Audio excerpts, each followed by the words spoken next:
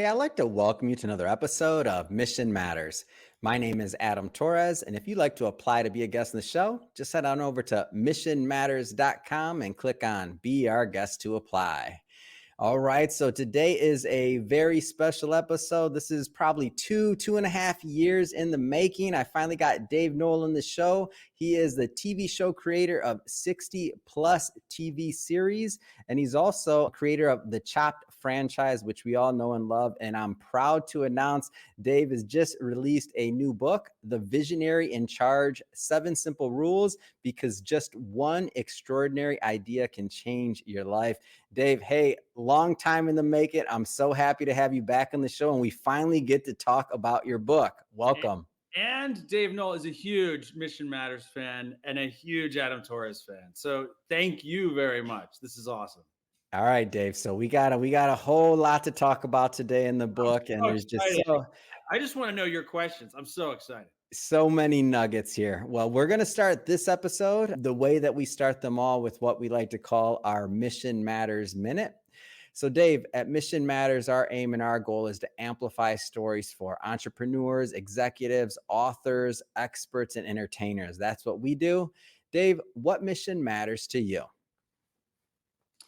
Really, to me, the goal is, and it seems so simple to say, but the goal is to inspire people. What I've noticed is selling a TV show is so crazy hard. The only way to sell a TV show is to come up with some sort of very short, very inspirational way to describe that show, to pitch that show. And you have to do it again and again and again through the course of the development, through the course of the pilot, through the course of the production, until you get that show on the air. And that's what people say. They say, Dave, you inspire us, and that's why we give you all this money to make TV shows. So that's my goal.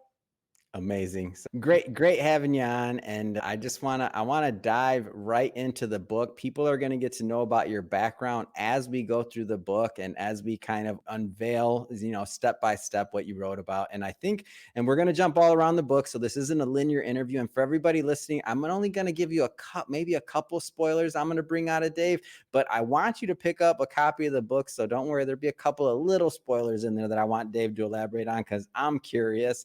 And I guess just to get us kicked off here, what inspired you to finally get the book out? Because I've been talking to you about this for years now. And what was the impetus? What was the moment where you're like, all right, this has to happen? There was a point where the genesis for the book was, there was a point where my partner Cleve and I used to pitch shows on a yacht in the south of France. And I know that sounds completely bonkers and completely crazy, but it was true. When I was reading that section, I was like, oh, poor guy. I see, Dave. Yeah, it's been a rough life. Go ahead. So rough. It's grueling. You have no idea. There was a point in time where we worked with Barry Diller, who's a billionaire. He started the Fox network. He greenlit The Simpsons and Married with Children and Beverly Hills 90210 and all those shows. And then he at one point he ran Paramount Pictures. At one point he ran the USA Network, and he built this amazing career, and he's a billionaire. And so we worked with him, and he basically said, look, what you guys do is so unique and so special. You could create the next Wheel of Fortune, the next Family Feud, the next Voice or America's Got Talent. What I'm going to do is, there's this TV festival twice a year in Cannes in France, right on the water. I'm going to get you a yacht, and I want you to take one show and pitch it 10, 10:30, 11, 11:30, 12, et cetera, et cetera, et cetera. And that schedule's in the book, by the way. He has a printout of this in the book. And I was so proud when I saw it, because I was like, this is what I'm talking about. You went as an author a step further and you showed people. Continue. I just want the audience to know, that's in the book. He's not exaggerating. Go ahead. Yeah. And what would happen is, if you hit it right, if you hit a great idea, you'd be pitching to executives from France at 11. And then at 11:30, it would be executives from Japan. And then at noon, it would be people from Denmark or Sweden or whatever it is. And over the course of 4 days, that idea would become more and more and more popular. And so they would bring other executives, and And then by day 3, you'd have a time slot and you'd say, hey, can we just let as many people in as possible? And they would say yes. And you'd pour some rosé or you'd pour some coffee or whatever it was, depending on the time of day. And you'd pitch this game show again and again and again. And you'd have this amazing moment after 3 or 4 days of this where you're just exhausted and you're trying to write all these notes. You have all these notes. And I was going through on the final day, we were on the upper deck drinking rosé. And we were going through all of our notes and we took a bit of a break.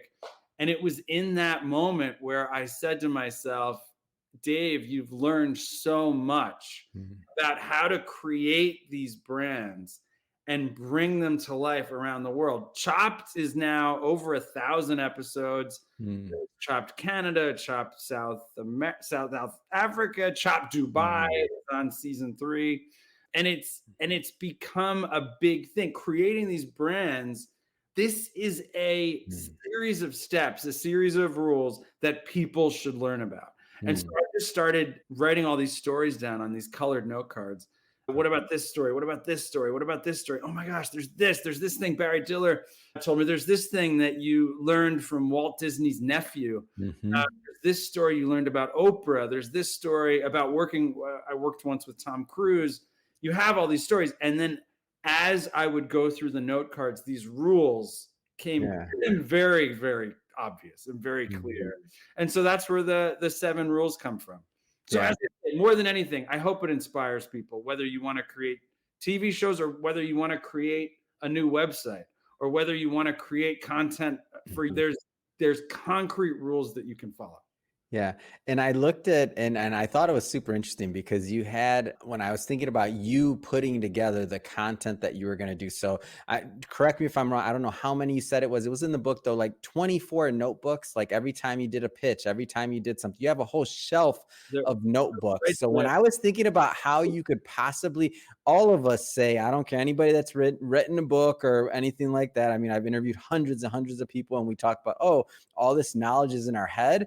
So getting the knowledge out of your head is hard enough, but like, how did you decide what content you were going to put in there? Because you just have, you've always written these notebooks just for your personal business. Like, how did you decide? Whenever I have any meeting, so even now, whenever I have anything, I always see you write, by the way. Now I know that we've had a couple meetings and I always see you writing in that or in a notebook. You're going down when we're on Zoom and you're writing something. Now I have context. Now I'm in my head. I'm like, is that number 28, number 30? What notebook is this one going in, Dave? And I've always done it. And I have little, indications. I have a light bulb. If there's an idea that I have that's important. If it's something that the person is saying, so when I'm talking to you and you say something brilliant, which you very often do, I star it or I double star. So if you're not writing and somebody's doing a call with you, there's a problem. Go. You know the answer. He's bored. He's really bored. He hasn't written. Now I got a goal. Thanks. And I went back through all of those notebooks. I think at this point I probably have more. I probably am over 30, maybe 29. And I have all these black and brown notebooks that are all this same size that I've been doing for years. I went through all of those notebooks and those stories, all those things I've learned, as I say, when it was good, when I was like, I got to tell this story, I would put it on a colored note card, put it in the stack. Yeah. And as I say, once I started going through them, these rules emerged. And then there's stories. My brother read the book and he called and he said, you didn't put the Martin Scorsese story in the book. And I said, I know. I just didn't. There's a Martin. Well, you had all the other ones. There's just so many. But yeah, who left? Oh, thank you. I was stuck in a stairwell once with Martin Scorsese. It's another story altogether. But that did not make the book.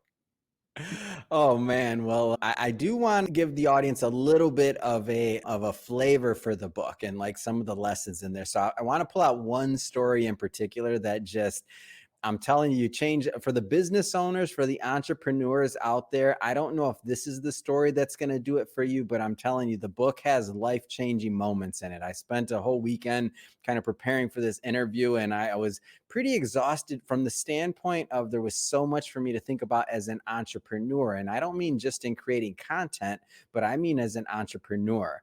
So the one I want to talk about, Dave, you might know where I'm going with this, but the lemonade stand. I was like, I wanna build out at least one story. We're not gonna do too many spoilers here because I want people to pick up the book. But that one, Dave, when I have empathy, it's a big theme in my life. And I'm just telling you, I felt your pain. Like I think when I was done reading that, my mouth was literally open. I put the book down and I was like, I need some air. I had to go out to my balcony. I think I might even poured myself a cup of coffee after that. Like I was feeling the pain. I'm like, man, that was supposed to be an easy win. Tell the lemonade story, please. The lemonade stand. And that's the thing when you've had this kind of crazy career like I've had, you Yeah. have these moments that do change everything. And Mm. that's the I was like, I mean, that was one of the first things I wrote down. Obviously, it had to be in the book. So we were working with Barry Diller, and we hadn't been there very, very long. He had Mm. a production company in Los Angeles, and then we ran all the creative and all the sales for his production Mm. company in New York. And so we're there. It's only been about 3 or 4 months.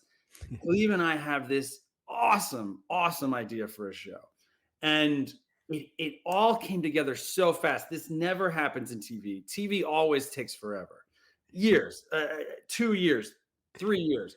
But in this particular case, we had this amazing idea for the show, Mhm. and we had what we thought was the perfect talent, and they were only one Mhm. phone call away. We had worked with this person before, and we had what we thought was the perfect network for it, the perfect buy. Mm. And so we called up the talent. The talent immediately responded, got their Mm. team on with us the very next week. Then we called up a couple key places to pitch. We went on one practice pitch, which was another potential buyer, but a potential Yeah. buyer that we didn't love as much. And then we got to the buyer, pitched the show, and they bought it straight to series. So usually in TV, So this never happens, like you said. Like this is like it's maybe happened 3 times to us ever, where it's usually some sort of development deal, or there's Mhm. casting, or there's a pilot, or it's so Chop took 2 years to get on the air. America Yeah. Says took 2 or 3 years to get on there. This was almost immediate. We went in and pitched. They loved it. And Mm. we said, because we knew it was good, you have to go right to 10 episodes. And they said yes. Mm.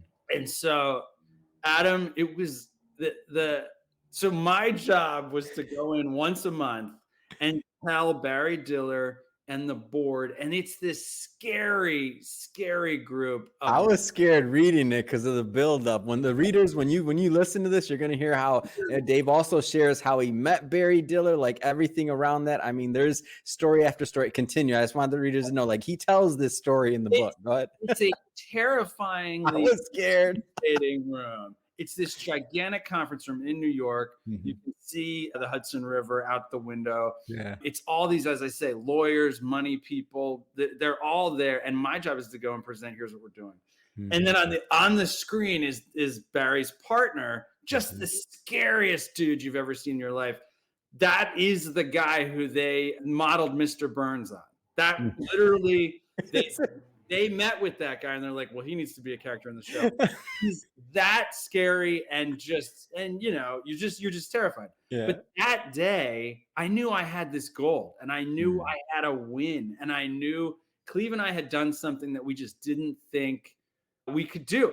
We were Mm. thinking big, and I talk about this in the book. We thought of ourselves at that moment as big thinkers. We Mm. thought big. We had this idea. We had the perfect talent. We made the sale. Each episode's $600,000, $700,000. We got 10 episodes. It's a deal right away in the Yeah. millions, obviously. And so You're supposed to go in this meeting and be a rock star, basically. I looked Out the amazing. park. I had my best suit on. My wife was like, "Whoa, what's going on today? You look fantastic." And I was like, I was so happy. Cleve was Mm. so happy. The whole team was so impressed. Mhm. And we had these printouts. This is the way Diller likes to work. You do these colored printouts of Mhm. the whole plan for the show, so he can leaf through it as you go. And I even put gold binder clips. That's how cocky I Yeah. was. I was like, let's go with the gold. We don't want the black binder clips. Wow. And so I go through the entire presentation. This just I paint the picture not only of the show but of the whole Mhm. success, and how great this was and how rare it is. And they're all taking notes. They're all very serious. Yeah. No one wants to say anything until he says something, obviously. Yeah. And he's leafing through and he says,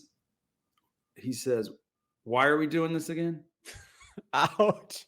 And I laughed. When I read that, I'm like, come on, I man. literally laughed at billionaire Barry Diller, at his face, because I didn't know what else to do. And I was just like, no, and I hit a couple bullet points and I knew something was going wrong, but You're like, I know he understood it, but I don't have anything else to I say. didn't know what else to do. And so I summed it all up again in 30 seconds. And he took the pile of papers and slid it across this giant dark wood table. Mhm. And as I say in the book, I can still hear the gold binder clip slide across the table. And he looked at me. Now, wait, can I curse on the Mission Matter? You can. So he looked and he looked me dead in the eye and he said, "It's a fucking lemonade stand." When you said that, And I was absolutely shocked. My heart. And then he just destroyed it. He dismantled it. He basically said, I know this talent. I know this buyer. And he said, I know this type of show. This type of show is only going to last 2 seasons, 3 seasons. You can't do a version in France. You can't do a version in Italy, a version in Australia, a version in Dubai.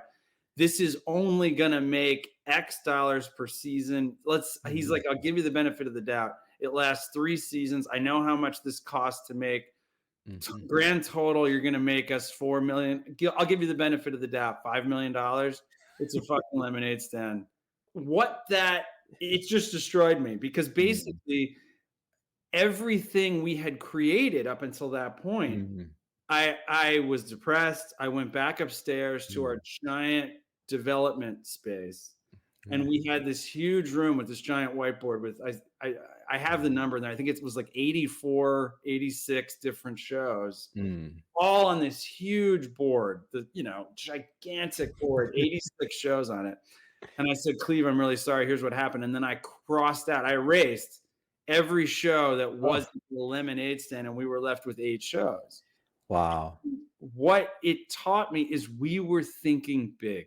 We were thinking as big as Cleve Keller, not a billionaire, and Dave Noll, not a billionaire, not a G, as big as we possibly could. And we're talking to Barry Diller, who knew in depth how valuable a Wheel of Fortune or a Family Feud. And so he said, he destroyed me. But then over the course of the next couple of weeks, he said, look, you and Cleve were brought in to create the next Wheel of Fortune. You have the unique ability to create the next Survivor, the next America's Got Talent, the next House Hunters, the next Price is Right.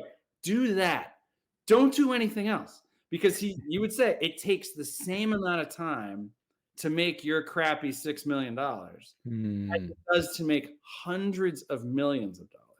So don't bring me a show ever again unless you see a clear, obvious path to over $100 million globally. And it changed everything we've ever done ever since that day. Yeah. What was Cleve's response when you came back? Because I feel like I can even ask questions about Cleve because I feel like I know you, Cleve, if you're watching this, but even though we've never talked, but like I've always heard her name out of your mouth, obviously, whenever we talk, because that's your partner there. But like, how did she feel? I was trying to put myself in her shoes. I'll say this. Cleve is what I describe Cleve as this popcorn popper, this fireworks display of ideas. And that she has this crazy unique ability that I have never seen before. And I've been doing this now for 20 years. I've never seen anyone have this level of creativity. We can get an assignment from Netflix can Zoom with us and say, here's what we want. We want a dating show targeted exactly this person, but we don't want it here. We want it here. We want it set on an island. We want it set in the mountains. They can say whatever they want. Cleve can come back Monday. Like I might have 6 ideas if in a great weekend. I would go through all of our old stuff. I'd dissect other shows that we've done. I'd put the pieces back together into these very carefully. Cleve would have Yeah. 36 ideas in a week, 45. And that's her level of creativity. She is just Mm, unbelievable. But the really interesting thing about her is even more than me, she has yeah. this New Yorker attitude. So even though Mm, she's from Maine and I'm from the Nowheresville, New Jersey, the farm country Jersey, she has this New Yorker very tough attitude mm. where she can flip and just be like, I get it. I'm totally in. He's right, we're wrong. Wow. So she just like the amount of trust and insight there, and just Absolutely. to be able to pivot on a dime like that. We, Oh, we still say to this day, me and you were in our emotions. And I say me, not because I was there, but when I was in the reading the book, I was in my emotions, man. Cleve's like, I get it. He's right. he was literally very quickly was like, he's right. This is exactly and there's an excitement in her because she was like, Hmm. he knows this much better than we do. For Let's make sure. 100 million. That was her bang. Let's do this. Mm, Stop crying. Let's not do, there's no sorrow here. Let's just go and move. yeah. And that's, to this day, that's what we did. That it is why before we worked with Diller, we had done 80 episodes of TV or Mhm. 150 or whatever. Now we're up to 3,700. That's Yeah. that's all related to that guy.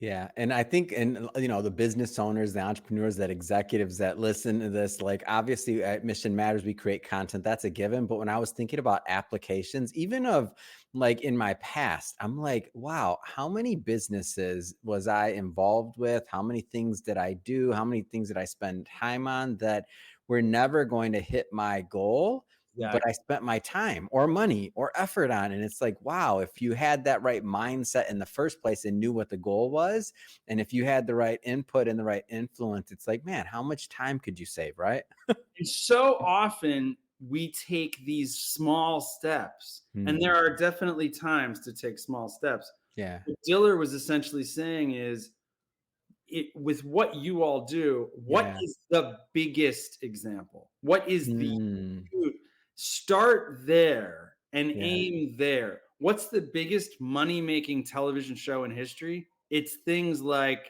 Mm, yes, it's Seinfeld, yeah. yes, but it's not The Sopranos, it's not Game of Thrones. Hmm. The biggest money making shows in history are things like Wheel of Fortune and Yeah. Family Feud and American Idol and America's Got Talent.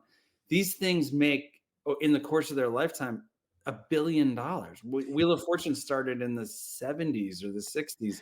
Wow. He started ages ago. Family Feud started in the 70s. Like, these are things that are still on. It makes a ton of money. The Today Show, the Tonight Show. These are the types of brands Mm, you wanna start. mm. I want to talk about another concept that you talk about in the book that I didn't get it. Like we met, over the course of some years, and you'd always go back to this point. Like it was always a starting point. And I was thinking about it from the context of our conversation, but So then I was thinking excited right about now. it. I'm so excited to what is he gonna talk about? Then I was thinking about it from the context of businesses as well. And now I've become a title snob. Oh, Everything I look at, I'm looking at titles now for everything. And you always told me, you're like, well, what's the title? What's the title?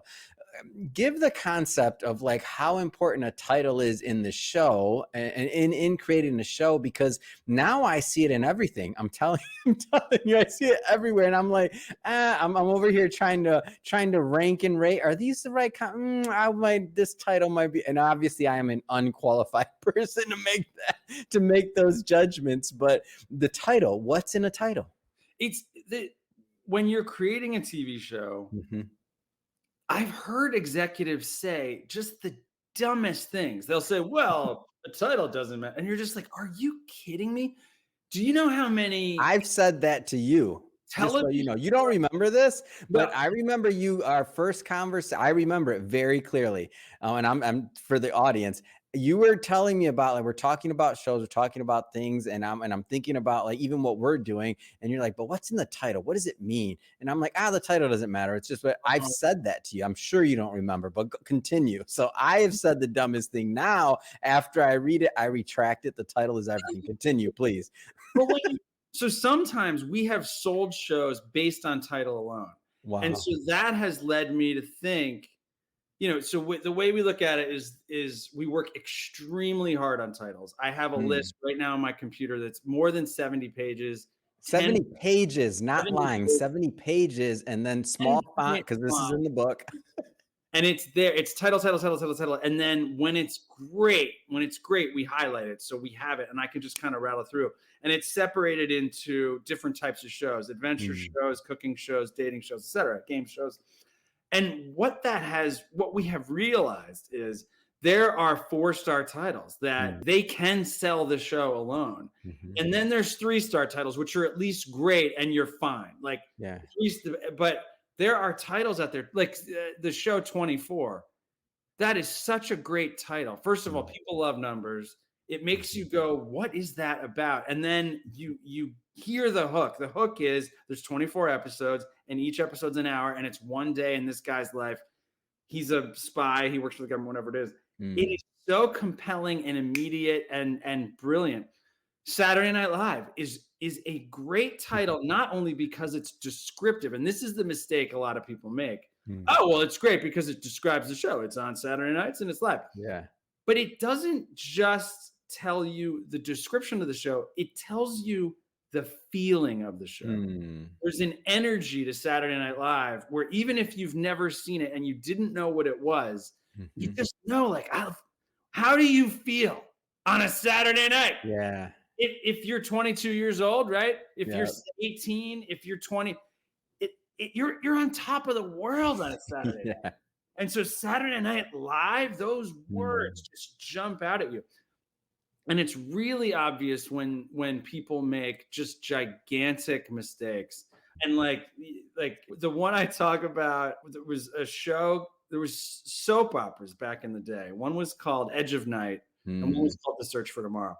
yeah. And Tom Cruise does this amazing, awesome science fiction action movie. Mm. Is, I think, one of the greatest sci-fi action movies of all time. And it's called, when it came out, I think it was called Edge of Tomorrow. It's such a bad Yeah. title that people never remember this movie. And you know it's bad because in Mm. the interviews before the movie came out, the stars couldn't remember the title. So that's If you can't even remember the title of the movie. if you're in Die Hard, you don't forget Die Hard. If Yeah. you're in Lethal Weapon, you don't forget Lethal. If you're in The Matrix, you know you're in The Matrix. Yeah. If you're in a movie called Edge of Tomorrow and the stars are going, so the reason why I chose Edge of Night is because, and you're like, no, it's the posters behind you. It's called Edge of Tomorrow. So they knew it was bad. And basically the producers realized when the movie came out and in all those focus groups, Yeah. saying, I can't remember it. I can't remember it. Mm. It's so lame. Edge of Tomorrow. Yeah. Just what's the feeling you get? The edge of is a if that was like a I don't know, a lame 70s love song. Yeah. I'll love you till the edge of tomorrow. That That's makes what it sense. makes me feel. But an epic science fiction action movie. So when they put out the DVD, one of the taglines for the movie was "Live, Die, Repeat."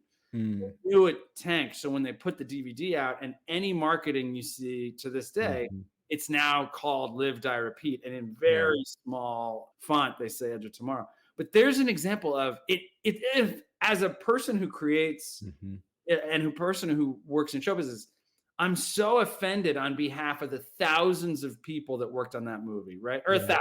a thousand people worked on that movie. That should have been a huge, huge Yeah. movie. And instead it was fine.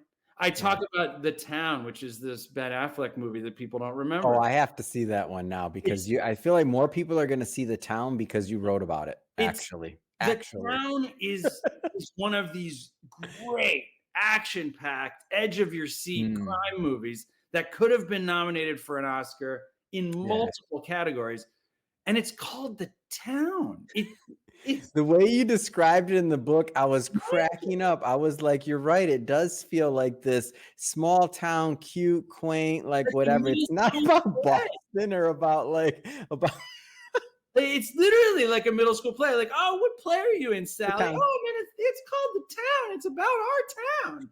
Like, And it's this insane. It's got Oscar winners in it. Mm. It's this amazing movie, and The Town did not do well. And I would imagine it's because it's called The Town. I've been taking a poll of my friends or anybody I talk to, and I'm just trying to find somebody that's seen it now. I'm like, Amazing. did you watch The Town? And they're like, what is that? Like, Like, if what they is did that? see it, like, I'm taking a I don't poll, remember. and I'm going to continue to do it. It's just one of my things now. So I want to find somebody that saw it, and if they saw it, they don't remember it because they don't remember the title. And so I went like a crazy person. I went through 30 or 40 years of TV, movie, Mm, books, and song titles. Went through all these hits, only the hits. And then I listed words you see again and again mm, and again mhm. and again. And I said, if you're titling anything, Yeah. use one of these words. And so there's just gigantic list of words. The royalty, people love king or queen. America, they love the word secret. Everybody loves. There's words you see in hits again and again and again. And this is all in the book. So for everybody that's watching and listening, just so you know, like in the book, Dave breaks down. He's got a list there. I'm pulling some of your words already. I'm like playing with titles. I actually, and you don't know this, Dave. I was saving this to tell you on this. I have my creative team reading your book. I think at this point I've purchased at least 10 copies Oh of my your God. book. Shirag, the other co-founder here, he's reading it. Jeff Norris-Cog, he's reading it. Matt Cook, director of podcast agency, he's reading it. Jennifer's traveling right now, but she comes back. This has become required, kinda. I won't say required because we don't require anything in our company, but but this has become highly suggested reading within our company. And the other co-founder, his goal is to have this done in the next 2 weeks. We have a first weekend of May meeting where we're going to do a deep dive based off of the book and kind of overview everything that we're doing at Mission Matters. That's how strongly we believe in your book You and guys, also what you're teaching in there. So this isn't for everybody watching, like, can't make this up. Like, and I'll give you some plans here just so you know, Dave, because I want this documented because it is the truth. After you're reading your book and after that lemonade stand story and after some of these other things, I gave Shirag the high level reviews, but now we're going to start focusing on making some hit shows. So we have some other things coming out down the line, and that might sound odd if somebody's watching, like, what do you mean? Well, we've always focused on, our Mission Matters content, which we love, and we focus on all of that, but we've never really considered something outside of the brand of Mission Matters, which again, we don't have to do that, but why would we want to do that? Because we think there's other stories that need to be told. There's other concepts, there's other people that we want to feature. So all of that started though after I was like, you know what? There's more here. And then I was thinking like, there's a lot more in here and there's a lot more that we can do. So I'm excited. So I think our creative team and everybody else, they'll probably be done with this by the end of May with their sections in the book. So there's going to be way more coming. So when I think about the business owners, the entrepreneurs, the executives that are watching this, first, all the leaders out there, CEOs, C-suite, grab a copy, read it. If you feel what I felt when I read it, this is not just an entertainment book. I know we've been talking about that a lot right now, but it's not just an entertainment book. It's really an exercise in creativity. There's framework. I hope Dave has a coaching program coming out down the line because I think it's definitely needed. I bet he's got workshops and other things that he's planning or down the line. I know right now he's on the book tour, and there's so many stories that maybe we didn't have time to cover today. Talks about, but I'm going to leave a couple of teasers for the audience here. We got Walt Disney's story going on the lot, talking to Walt Disney. Got Taylor Swift. How does Taylor Swift play into this? If you don't think she does, well, she does. Taylor Swift's story, and so much more. Dave, final question for you here today. If there had to be, and this is an unfair question for any author, but I like to do it to them. I don't care. If there was one takeaway out of the book that you hope your readers walk away with, takeaway, it could be a specific, it could be a feeling. Like, what do you hope that would be? It's funny because I didn't know what it was. People would ask that question and I had a terrible answer. It was so long and boring, and I knew it was a bad answer. And my friend, one of my friends, because we've worked with her before, is Carney Wilson from the band Wilson Phillips. And Carney has this amazing personality where she is just pure energy and pure creativity. Yeah. And she's brassy and ballsy and just a ton of fun. And so she asked me the question. She was like, Mm. "What do you want people to take away?" And I gave her this horrible answer. and, she, and I'm giving her the answer, and I'm 90 seconds, 2 minutes, 2.5 minutes in. And she goes, "Stop, stop, you're effing boring me. You're effing wrong." Except she didn't say effing. She Yeah. and she said, "The book is to inspire you, moron. Mm. That's what every page is. Mm. You're gonna if you're an entrepreneur, if you're a content creator, if you're a creator." She's like, "You have been doing it for such a long time. You forget that the whole thing about you, Yeah. your energy, it's to inspire."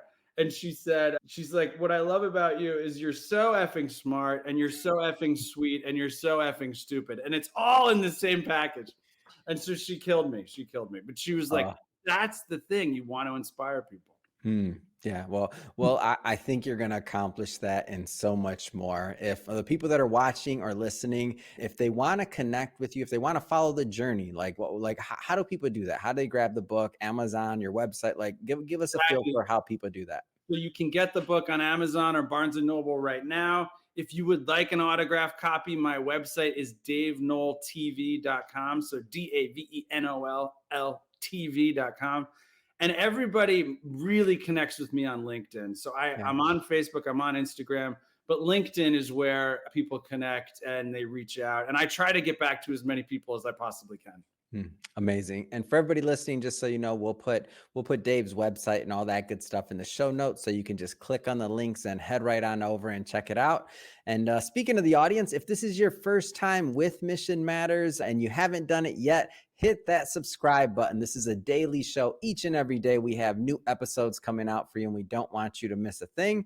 And Dave, again, this has been such a pleasure. Can't wait to continue to watch your journey and to watch this book continue to be successful, gain more momentum, because I know I'm gonna hear your name everywhere. So thank you. Thank you so much. You guys are so smart.